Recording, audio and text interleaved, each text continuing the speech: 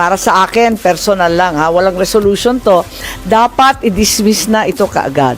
Para sa akin, kinakailangan alamin kung tama rin ang ginawa ng Kongreso. Sinasabi nila dinelay ng Senado. Ang akin, teka muna, sino ba talaga ang nag-delay niyan? Na may other question regarding the impeachment. In the past few days, umikot yung balita tungkol dun sa resolution, which is becoming controversial tungkol dun sa pagdi-dismiss dun sa impeachment. Kayo po ba meron kayong sariling version? Kasi kahapon si Senator De La Rosa admitted na meron siya.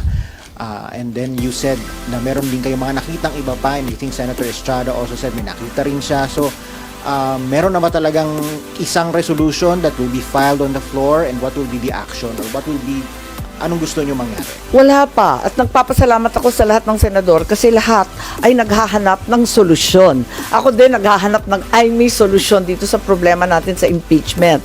Para sa akin, personal lang ha, walang resolution to. Dapat i-dismiss na ito kaagad.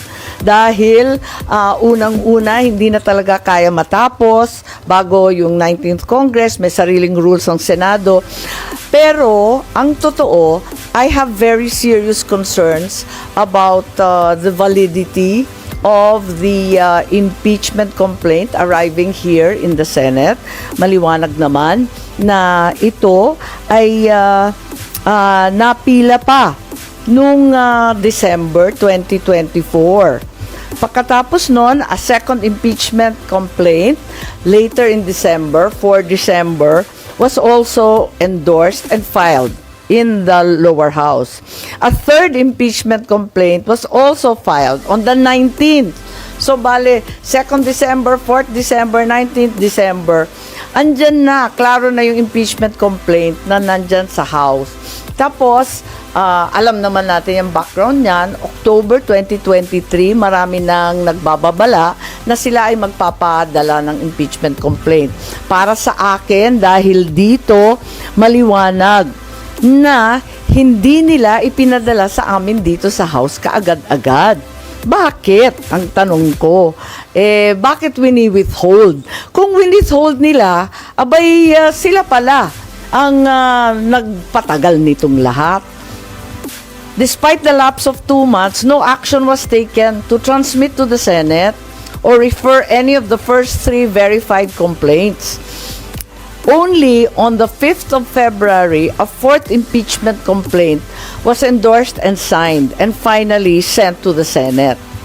So, para sa akin, kinakailangan alamin kung tama rin ang ginawa ng Kongreso. Sinasabi nila dinelay ng Senado. Ang akin, teka muna, sino ba talaga ang nag-delay niyan? At ngayon, violative na of the 1-year ban on filing impeachments.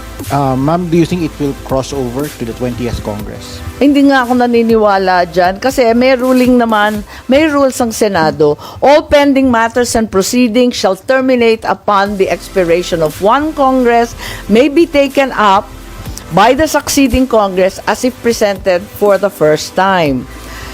Klaro naman sa atin, kapag nagtapos sa June 11, ang 19th Congress, dapat mag-file ulit ang House of Representatives ng panibagong articles of impeachment. Tulad ng lahat ng ating mga batas, umaabot ng third reading, pag kinapos ang oras, back to square one.